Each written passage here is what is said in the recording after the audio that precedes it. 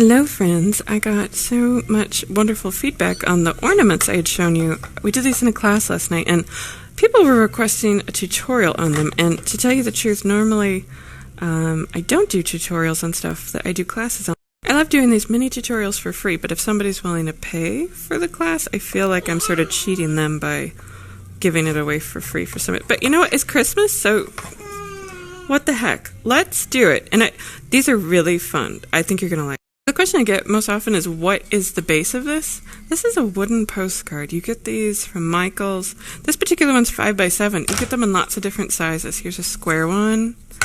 They have ovals. They have rounded off squares.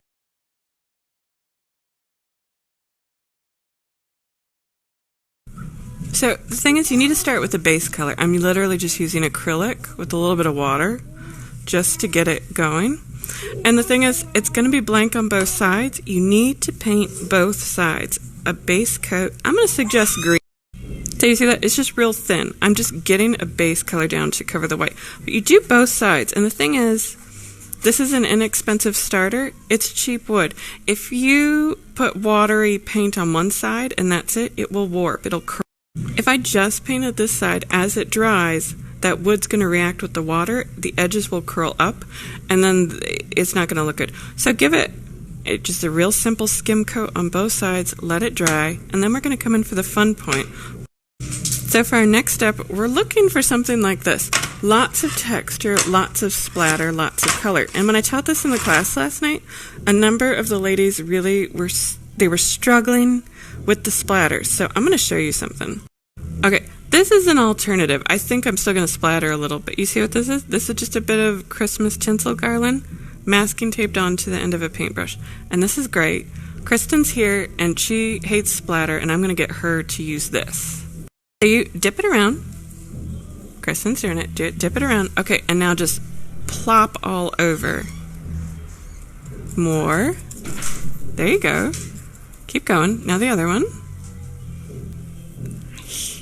Okay, so now we're going in with the second color green, and just lots of texture.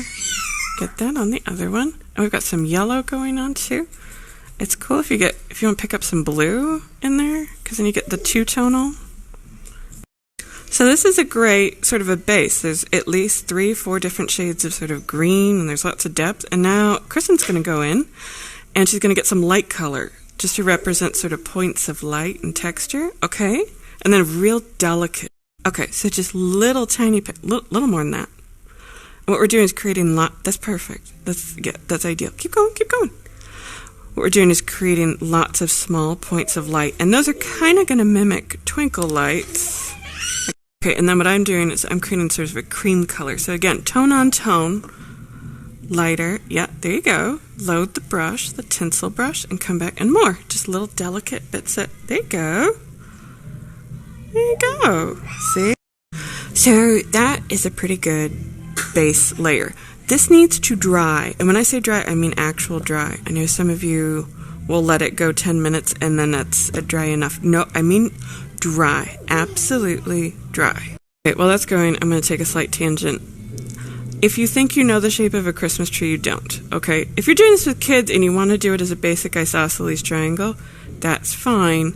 However, I would encourage you, think of a Christmas tree more as like more of almost like a hand shape, which I do as sort of a U, and then sort of there's just like fingers of fur, and then pull a little thumb here and there and add a stump. Okay, that looks more like a burning bush. Let's not do that. Okay, let's do it again. Think of like a horseshoe, and then lots of scraggly sort of a thing, and then add a point and a point, okay? And the way I'm going to encourage, you see what I mean? You see where we're going here? I promise you, if you just forget the triangle shape for today and go more with the scraggles, it's going to work out. Okay, so let's go. You could do this with chalk. I'm going to do it with a Sharpie marker because yesterday I found the chalk to be sort of sticky. So I'm just going to do the tallest in the middle, little sticky outie, and a little stump. And do you see this? It's just a piece of cedar. I broke this off of a garland in front of the store. If you don't have garland, Honestly, this stuff grows next to my gas station. Like, you'll find this, at least in the U.S., in the upper half of the, not everybody's going to be able to find this. If you can't, that's okay. You can just trace the shape. But I think this lends a certain something. Okay, so I'm going to come in, and I'm going to pick a thick, vaguely neutral color that's very opposite of the green. I'm holding it down with a piece of masking tape because my left hand is holding the phone. Literally, I'm just going to kind of paint over this while I'm also sort of following the hand guide. All right, I'm going to move this over. And what happens is, just by gently painting from the inside of the branch outward, you get these sort of interesting shapes going on.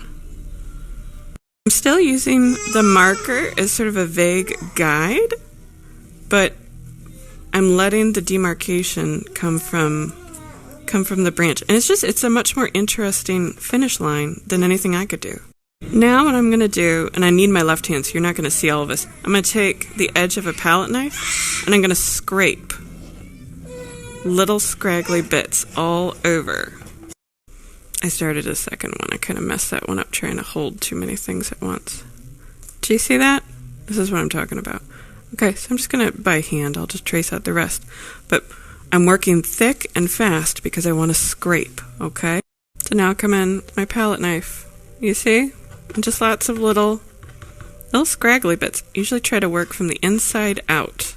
And if you get little white bits, that's fine. It just looks like little air pockets in the tree. I promise. I will also scrape some interest in for this stump.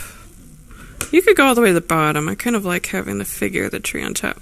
But this is real non-precision work. But I will also dab in here a few places. So at this stage, I'm going to take the tinsel brush. It's loaded with some pink. And again, I'm going to come over and just delicate little something. I don't know. Are they branches? Are they ornaments? Are they points of light? You don't really know. You're just adding vision. But we're creating contrast. You have a very strong dark under shape. We're going to scatter it on top with something that's very different. And I'm going to add some pink, I'm going to add some yellow, maybe some white, maybe some more green. Who knows? Okay, so Kristen's doing it. Yep. It does sort of look like a hand with a middle finger up. That's okay. Keep going. Yep.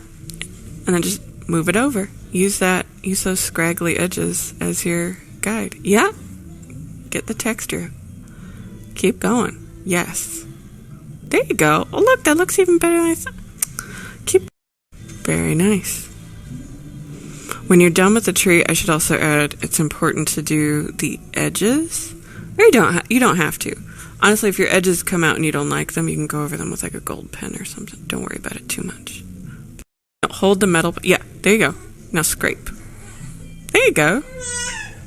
Yeah. Add some along the bottom, shooting out. And what this does is it creates all of the stroke and cross-hatching work. It's all gesturing upward, and that always tends to look sort of happy and optimistic.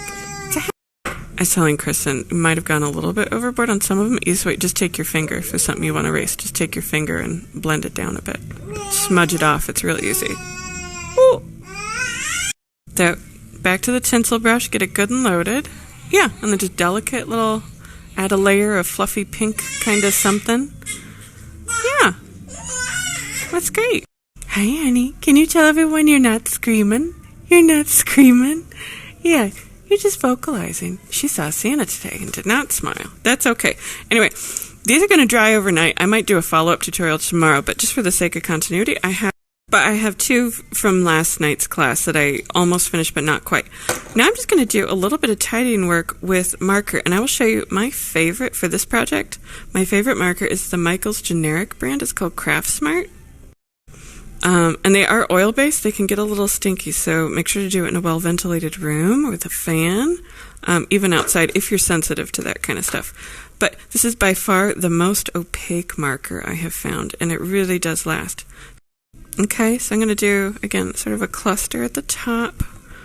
Is it a star? I don't know. You could do dashes, but there's something just doing little tiny dots. And I'll just cluster them around the edges, and that creates a sort of triangle. You find your shape is looking more like a Christmas bush instead of a Christmas tree. do a dot in sort of a cone shape.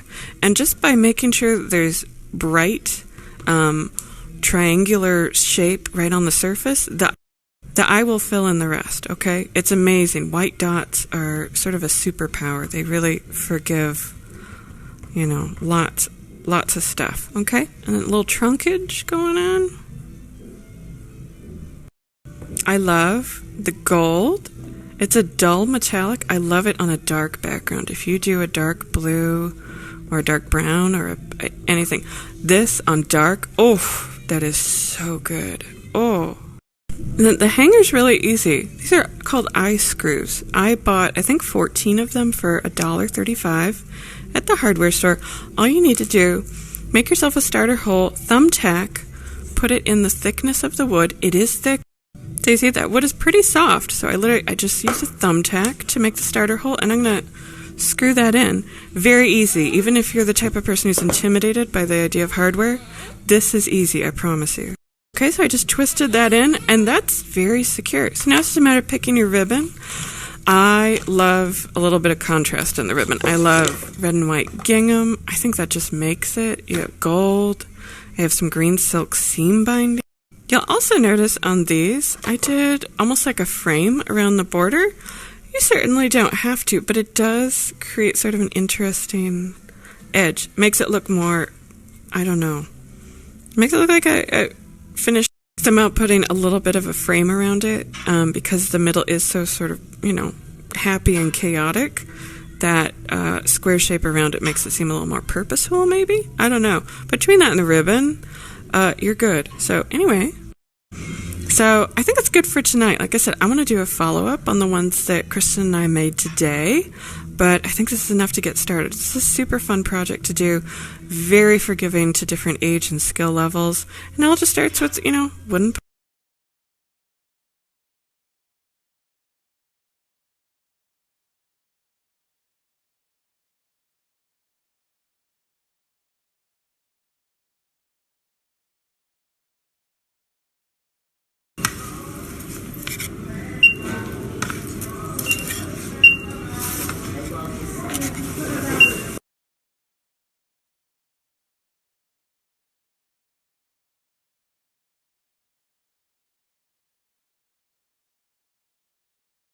Okay, we're back 24 hours later. I want to follow up. So these are the ones that Kristen made.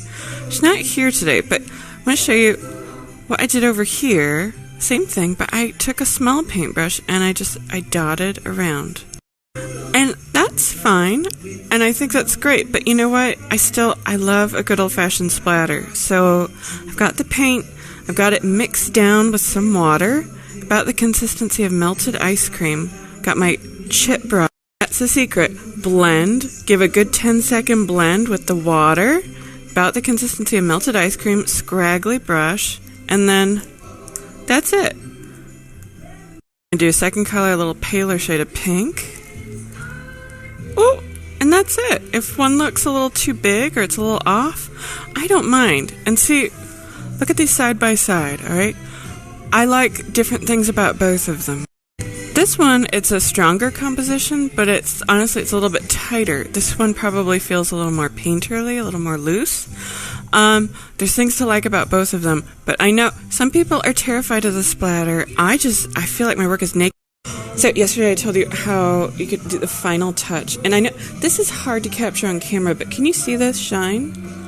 I finished it with a touch of gloss varnish, and normally when I paint, I much prefer satin, or if it's a work on canvas, you usually want to steer clear of the gloss because weird things can happen, but a hard surface like this, it can take a gloss.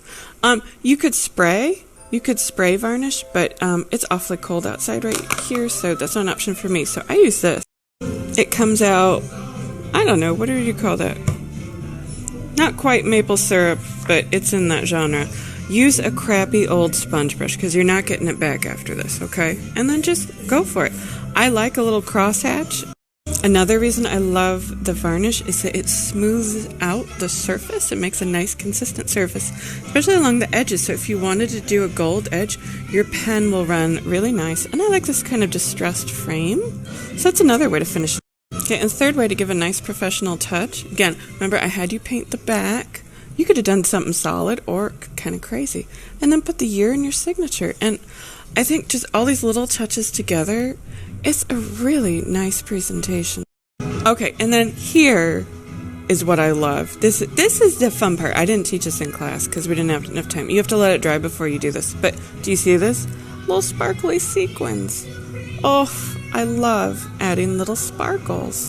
But you guys probably know how to the sequin glue trick, but for anybody who doesn't, I'm going to show you. Okay, scatter some glue dots. Tacky glue is best. Then while you still got a little bit of residual glue on the tip, come and pick it up and it'll transfer right over. One more time for the folks in back. You have a little tiny bit of residual glue on the tip. Pick it up and then pounce it in the glue. And because it's a larger volume of glue, it'll hold it there. And then, for extra security, hold on. And I know a bunch of you are like, oh no, it's ticky-tacky. You're going to get a bunch of glue blobs on top. Here's the thing. After you have them all down, put a napkin or paper towel and press. Don't smudge, press. And now look what happens. Peel away. The napkin takes away all of that excess glue. But here is the thing, and why you really want to do it. Do you see what's in here?